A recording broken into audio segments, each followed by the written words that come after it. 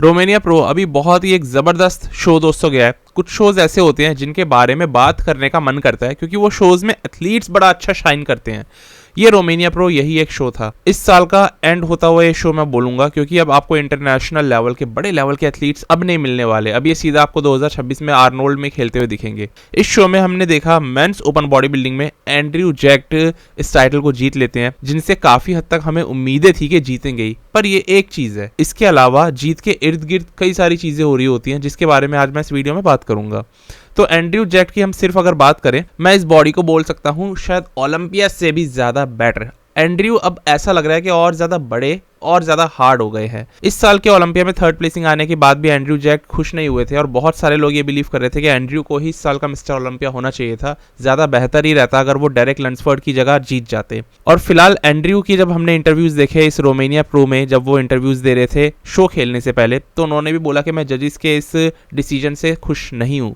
और कई बार एंड्रयू ने ये बातें जाहिर करी है कि मुझे भी फर्स्ट आना चाहिए था, मुझे भी यही लगता है। इस शो के अंदर ये एक तरह से कंफर्म हो गया कि एंड्रयू जैक्ट अब एक नए मिस्टर ओलंपिया बन सकते हैं क्योंकि इस शो में इन्होंने ज़बरदस्त फिजिक दिखाई, अपनी लाइफ की बेस्ट फिजिक दिखा दी। ओलंपिया से मुझे इसमें एंड्रयू और ज़्यादा थिक और ज़्यादा हार्ड लगे हैं। साइज बढ़ गया ऐसा लग रहा है देखने में। कुछ हद तक इस चीज़ के लिए क्रेडिट जाएगा शो की लाइटिंग को। अभी तक हम जितने भी शोज देख रहे थे सबकी एकदम खराब लाइटिंग थी, पर इस शो की लाइटिंग सरप्राइजिंगली काफ़ी अच्छी देखने को मिली। रोमानिया में भी लाइटिंग कभी कोई अच्छी नहीं होती है, पर इस बार रोमानिया प्रो के ऑर्गेनाइजर्स ने कमाल कर दिया लाइटिंग को लेकर के, इसीलिए सारे बॉडी बिल्डर्स आपको शाइन करते हुए दिखेंगे। ये हम सामने फ्रंट लैट स्प्रेड पोज देख सकते हैं। एंड्रयू के इस पोज को अभी के समय पे कोई नहीं पकड़ सकता है। इस लेवल की डोमिनेंस, जैसी चेस्ट इनकी, जैसे शोल्डर्स इनके ब्रॉड है, जिस लेवल का फ्रेम ये एथलीट कैरी करता है इस पोज में, कोई इनको नहीं छू पाता है। सब ऐसा लगता है कि बच्चे हो इनके आगे, चाहे डेरेक लंसफोर्ड, चाहे हार्डी शूपन, चाहे सैमसन दौदा हो, कोई ये पोज हिट ही नहीं कर पाता है इस तरीके से। कई सारे पोजेज एंड्रयू के इतने डोमिनेटिंग है ना कि उनको देख के लगता है कि अब उनको मिस्टर ओलंपिया होना चाहिए। शो जीतने के बाद एंड्रयू ने ये खुद भी बोला कि मैं अगले साल का ओलंपिया जीतने के लिए अब आ रहा हूँ। तो ये इस लेवल का कॉन्फिडेंस कैरी कर रहे हैं। हर साल एक एथलीट ना होता है, कोई ना कोई अपनी हाइप लेकर के चलता है। इस बार एंड्रयू जैक्ट मुझे लग रहा है 2026 के लिए अपनी हाइप बटोर रहे हैं। सबसे ज़्यादा शायद लोग इनकी बात करना चाहेंगे और एंड्रयू अगर इस चीज़ को समझ गए तो पूरे साल अपने चर्चे, अपनी वाहवाही ये बटोर सकते हैं क्योंकि हर एक एथलीट कहीं ना कहीं से हाइप ले ही आता है अपने लिए। एक साल तो ऐसा उसका होता ही है। 2026 मुझे लगता है एंड्रयू का वो साल है। रोमानिया ने बहुत ज़बरदस्त इनको किक स्टार्ट दिया है और अभी से अनाउंसमेंट कर देना कि मैं अगले साल का ओलंपिया चैंपियन बनूंगा, ये चीज़ भी लोगों को काफ़ी ज़्यादा एक्साइट कर दे रही है इनके लिए, इनके प्रति। यहाँ पर जॉन प्रेडेल्स थे जो इनसे कम्पीट करते हुए नजर आए। जॉन बिल्कुल अभी एक, जॉन नाम है वैसे इनका, ये बिल्कुल अभी एक नए उभरते हुए सितारे ही हैं और बहुत तगड़ी फिजिक दिखा रहे हैं। एंड्रयू के साथ इनका जब कंपैरिजन हो रहा था तो दोनों ही बॉडी बिल्डर्स की बॉडी अपनी अपनी जगह बड़ी खतरनाक है। एंड्रयू को तो एक साइज का, एक फ्रेम का एडवांटेज है। एंड्रयू की मसल बैलेंस भी बड़ी खूबसूरत है, बट जॉन भी अपनी जगह काफ़ी ज़्यादा थिक और डेंस है। स्पेशली मोस्ट मस्कुलर एक ऐसा पोज लग रहा था मुझे जहाँ पर ना एंड्रयू जैक्ट एकदम आउटमास कर देते हैं अच्छे से अच्छे एथलीट्स को, बट जॉन ये ना काफ़ी ज़्यादा बड़े शोल्डर्स अपने दिखाते हैं। कहीं कहीं पे इनके शोल्डर्स की तरफ भी मैं ज़्यादा अट्रैक्ट हो रहा था। सोचो एंड्रयू जैक्ट खड़े हैं और मैं तब भी जॉन की तरफ कहीं कहीं पे ज़्यादा अट्रैक्ट हो रहा था, बट फिर एंड्रयू ने एकदम प्रॉपर अपना पोज कस के खींचा और फिर उन्होंने बता दिया अगर दुनिया में बेस्ट है थर्ड नंबर पे तो वो क्यों है।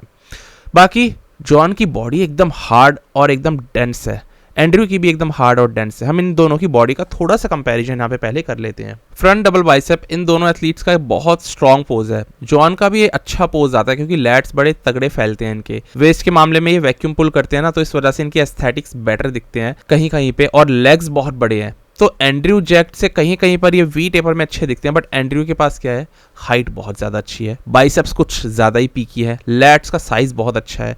एंड्रयू कहीं ना कहीं वैक्यूम पुल अभी तक भी नहीं करते हैं, जहाँ करने लग गए ना खत्म कर देंगे। अच्छे अच्छे एथलीट्स को नहीं आने देंगे। मतलब डेरेक लंसफोर्ड, हार्डी शूपन, सैमसन दौदा आ ही नहीं सकते इनके आगे। वैक्यूम पुल नहीं करते बस एंड्रयू जैक्ट अभी तक भी, बट स्टिल बहुत अच्छे लगते हैं। लेग्स की बात करी जाए, एंड्रयू के लेग्स इस कंपटीशन में मुझे बेटर लगे ओलंपिया से। तो कहीं ना कहीं वही वाली बात है कि ओलंपिया से यहाँ तक में भी मास पुट ऑन कर रहा है ये एथलीट, कर चुका है। ये जो बाइसेप्स है ना, ये साइज है ही नहीं किसी एथलीट पे। सैमसन दौदा के देखो बाइसेप्स ही नहीं है। डेरेक लंसफोर्ड के बाइसेप्स इस साल सबसे ज्यादा क्रिटिसाइज हुए। हार्डी शूपन के थोड़े से ठीक है, बट एंड्रयू जैक्ट के तो ठीक से भी बहुत ही ऊपर है। तो ये कुछ नेक्स्ट लेवल साइज है, ये सच में मिस्टर ओलंपिया लगते हैं जब ये खड़े होते हैं। तो एक मिस्टर ओलंपिया ऐसा ही लगना चाहिए जैसे कि एंड्रयू दिख रहे हैं इस पोज में। इनके बाद अगर मैं बात करूं फ्रंट लैट स्प्रेड पोज की, तो फ्रंट लैट स्प्रेड मैंने डिस्कस कर ही लिया। एंड्रयू जैसा तो अभी दुनिया में किसी का नहीं है ये पोज, दुनिया में कोई बॉडी बिल्डर नहीं है जो उनको इस पोज में हरा पाए। एक समय में बिग रैमी का ये पोज था इनसे पहले, सबसे खतरनाक कोई एथलीट होता ना इस वाले पोज में, वो बिग रैमी लगते थे मुझे, बट अब वो नहीं है, कंपीट कर रहे हैं। तो एंड्रयू जैक्ट हैं सबसे खतरनाक, और इस तरीके के लैट्स का इंसर्शन ही नहीं मिलेगा आपको किसी भी एथलीट में।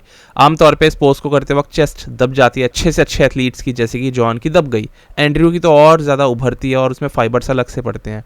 शोल्डर्स भी दब जाते हैं इस पोज में कई एथलीट्स के, एंड्रयू के शोल्डर्स और ज़्यादा कैप निकाल के देते हैं। बहुत ही परफेक्ट हार्ड बॉडी दिखती है और एब्स भी एकदम कसे हुए, तो मज़ेदार पोज इसको हम कहेंगे। साइड चेस्ट की अगर बात करें, साइड चेस्ट हिट करना हर बार एंड्रयू जैक्ट उतना अच्छा नहीं कर पाते। अगर मैं आपको फैक्ट बात बताऊं, कई सारे एथलीट्स हैं जैसे कि यहाँ पर जॉन की अगर हम बात कर लें, ये ज़्यादा प्रॉपर और बैलेंस वाले तरीके से इस पोज को हिट कर रहे हैं। एंड्रयू का ना थोड़ा सा स्टमक बाहर निकल जाता है इस पोज में, वो इसलिए क्योंकि थोड़ी सी पोजीशनिंग इनकी अजीब सी है इस वाले पोज को करने की। अदरवाइज साइड चेस्ट भी अगर ये ठीक तरीके से पुल करने लग जाए तो इनको इसमें भी कोई नहीं हरा सकता है। जॉन मेरे को इसमें ज़्यादा बैलेंस्ड और ज़्यादा बेटर लग रहे हैं, आर्म्स का साइज ज़्यादा अच्छा है, चेस्ट में फुलनेस एंड्रयू की ज़्यादा अच्छी है अभी भी, बट जॉन का हिट करने का तरीका ज़्यादा लुभाने वाला है। लेग्स भी इन्होंने इस तरीके से टाइट कर रखे हैं, थोड़े से बैठे हुए हैं अपने लेग्स पे, जो होना भी चाहिए, इसीलिए पोज एकदम परफेक्ट इनका निकल के आ रहा है। यहाँ पे अगर साइड ट्राइसेप की बात करता हूँ, तो साइड ट्राइसेप भी एंड्रयू ना ठीक से हिट नहीं कर पाते। इस बार ये फीडबैक इनको जजेस ने भी खुद दिया था और इस फीडबैक से मैं एग्री करता हूँ। साइड ट्राइसेप में थोड़ा सा इनके साथ फ्लेक्सिबिलिटी के इश्यूज हैं, मास बहुत ज़्यादा है, हालांकि इस फोटो में काफ़ी अच्छे से इसको हिट कर रहे हैं, ओलंपिया में नहीं कर रहे थे इस बार ठीक से। तो यहाँ पे अगर हम इनके ट्राइसेप का साइज देखें, ये एनॉर्मस है।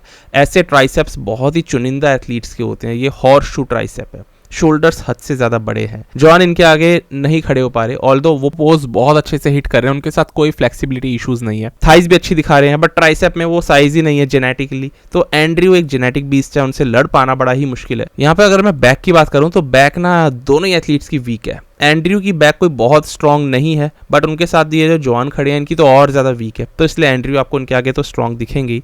बैक लेट स्प्रेड इसलिए आपको एंड्रयू का बेटर लगेगा। वहीं अगर मैं बैक डबल की बात करूं तो उसमें तो जॉन खड़े ही नहीं हो पा रहे इनके आगे, बिल्कुल इनकी बैक एकदम धुंधली है और एंड्रयू की एकदम शार्प 3D बैक है। ग्लूट्स भी अच्छे हैं और इस बार ओलंपिया में भी बढ़िया ग्लूट्स ये दिखा गए थे। इसके बाद abdominals and thigh, one of the craziest pose अभी किसी भी अगर एथलीट का है IFBB प्रो लीग में।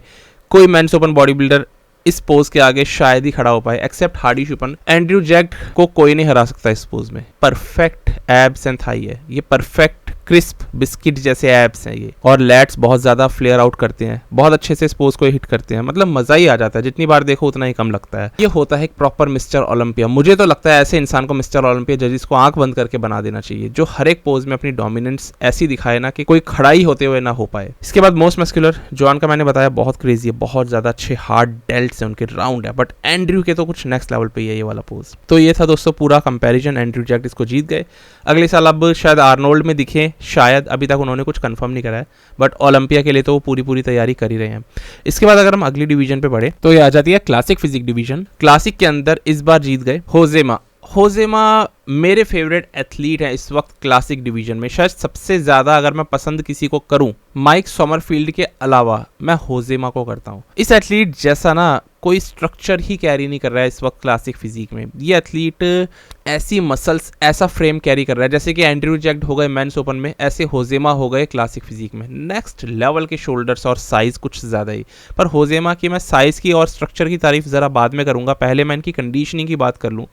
इस वक्त मुझे ये लगता है, मैं क्लियर कर दूं आपको, मुझे ऐसा लगता है कि इनसे ज़्यादा शार्प और हार्ड एथलीट पूरी दुनिया में कोई नहीं है। इसमें चाहे कोई मेंस ओपन बॉडी बिल्डर आ रहा हो, चाहे क्लासिक फिजिक, चाहे मेंस फिजिक एथलीट आ रहा हो, आज के दौर में 2025 में इनसे ज़्यादा कोई श्रेडेड एथलीट है ही नहीं पूरी दुनिया में। ये वो लेवल की हार्डनेस है, ये वो लेवल की ड्राईनेस ला रहे हैं जो आंड्रियाज मंजर लाया करते थे। आंड्रियाज जैसी शार्पनेस आज तक भी मानी जाती है कि कोई नहीं ला पाया, वो एकदम ड्राई और पील्ड थे। वही चीज़ उनकी मौत का कारण भी बाद में जाके बनी, कुछ गलत प्रोटोकॉल्स, लेकिन उनके जैसी हार्ड और रिप्ड बॉडी, इतनी लो बॉडी फैट परसेंटेज वाली किसी की नहीं थी। मुझे लगता है कि होजे मैनुअल उस लेवल पे खड़े हुए हैं अभी, एंड ज्यादा साइज लेके, क्योंकि आंड्रियास पे साइज नहीं होता था बतौर मेंस ओपन बॉडी बिल्डर, पर यहाँ तो एक क्लासिक फिजिक एथलीट इतना ज्यादा साइज कैरी कर रहे हैं जो बहुत ही खतरनाक है। इस लेवल की हार्डनेस लाने के लिए एथलीट्स को बहुत ज्यादा अपनी बॉडी को पुश करना पड़ता है इन टर्म्स ऑफ जूसेस, अलग अलग तरीके के सब्सटेंसेस, और ये बिल्कुल भी हेल्दी नहीं होता। होजेमा दिख तो बहुत खतरनाक रहे हैं, ओलंपिया में भी एकदम हार्ड और ड्राई, और यहाँ पे ऐसा लग रहा है कि और नेक्स्ट लेवल पे जा चुके हैं ड्राईनेस के मामले में।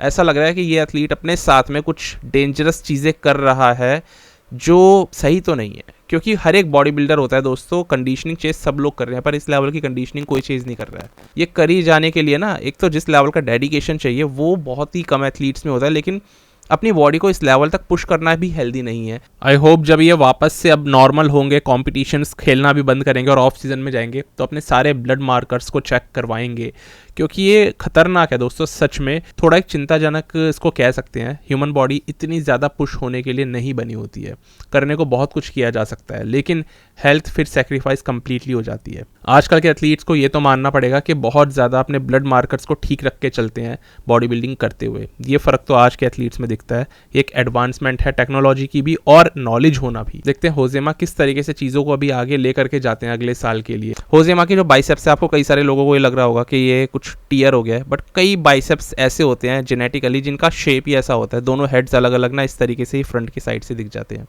तो होजेमा इसलिए ऐसे बाइसेप्स दिखाते हैं जो बहुत ज़्यादा अपीलिंग कई बार नहीं लगते। बाकी इस पूरे कॉन्टेस्ट में तो ये मुझे स्किनलेस दिखाई दिए, मतलब चमड़ी थी नहीं इनकी बॉडी पे, और अब बहुत ज़्यादा ये लिमिट्स को पुश कर चुके हैं इस बार। वैसे तो दोस्तों ये क्लासिक फिजिक में 4th आए थे, इनसे ऊपर 3 और एथलीट्स हैं जिनको हरा के चले गए। नेक्स्ट ईयर देखते हैं होजेमा और क्या इंप्रूवमेंट करते हैं, क्योंकि अभी भी जो प्लेसिंग लेकर के आए थे ये इनकी लाइफ की बेस्ट प्लेसिंग थी, ओलंपिया में 4th आना और अब इस वाले कॉन्टेस्ट को जीत जाना। अगला साल इनके लिए और यहाँ से बेहतर जाना चाहिए, ऐसे मैं उम्मीद करके चलूंगा।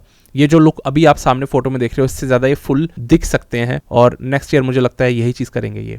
इनके बाद अगर हम चले मेंस फिजिक डिवीजन पे, इसमें जीत गए यहाँ के क्राउड फेवरेट और मैं बोलूँ तो लोकल आंड्रे ड्यू, क्योंकि रोमेनिया इन्हीं की जगह है और इस शो को जीतना तो बनता ही था। पर जीते कैसे? जीते ये अपनी एक बहुत ज़बरदस्त फिजिक दिखाते हुए। कोई एवरेज फिजिक नहीं थी पहले की तरह, ये फिजिक मैं बोल सकता हूँ शायद बेस्ट एवर थी इनकी ओर से। उसका रीज़न क्योंकि आंड्रे के एब्स पॉप करते हुए दिखाई दे रहे थे जो कभी नहीं दिखते। मैं फिर से इस वाले चीज़ के लिए इनको तो क्रेडिट दूंगा ही। इस लेवल की हार्डनेस देखो इनके चेस्ट में, बॉडी के अलग लेवल की कंडीशनिंग है, क्रेडिट इनको जाएगा। लेकिन क्रेडिट लाइटिंग को फिर जाएगा। ऐसा नहीं कि ये बहुत ज़्यादा अच्छी और कुछ ज़्यादा तगड़ी लाइटिंग थी, बट पहले के शोज से थोड़ी बेहतर देखने को मिल गई ना, तो इसीलिए बड़ी अच्छी लग रही है अभी ये। ऑल तो लाइटिंग इससे भी और बेटर हो सकती है, काफ़ी अभी तो गुंजाइश है, लेकिन फिर भी चलो बॉडी बहुत अच्छी दिख रही थी सारे एथलीट्स की। आंड्रे के एब्स तगड़े, चेस्ट एकदम फाइबर वाली, एंड शोल्डर्स में डिटेल्स का दिखना, ये अच्छी लाइटिंग होती है तभी दिख सकता है। और इस बार जो डीप टिश्यू मसाज इन्होंने एब्स के लिए ली थी वो पूरा फ़र्क डालते हुए और इनको बेनिफिट देते हुए नजर आ रहे हैं। बाकी आप देख सकते हो शोल्डर्स का साइज, नेक्स्ट लेवल के एक डेल्ट्स में राउंडनेस, तो ये बहुत ज़्यादा बड़े हैं। बट हाँ डेफिनेटली मेंस फिजिक स्टैंडर्ड्स में अगर हम टॉप के एथलीट्स को देखें, रायन टेरी, अली बिलाल को, तो उस लेवल की एक वैसा फ्रेम, वैसी एक वी टेपर, वो अपीलिंग फिजिक इनकी नहीं दिखती है। फ्लॉज तो है बॉडी में, स्ट्रक्चर ही वैसा नहीं है एक proper men's physique athlete type, but ये फिजिक मुझे बड़ी पसंद आई है और ज़बरदस्त दिख रहे हैं आंड्रे ड्यू। इनकी बैक भी ज़्यादा ही हार्ड थी इस शो में और कंप्लीटली अब डेवलप हो चुकी है, अब फ्लॉ नहीं बचा बैक में।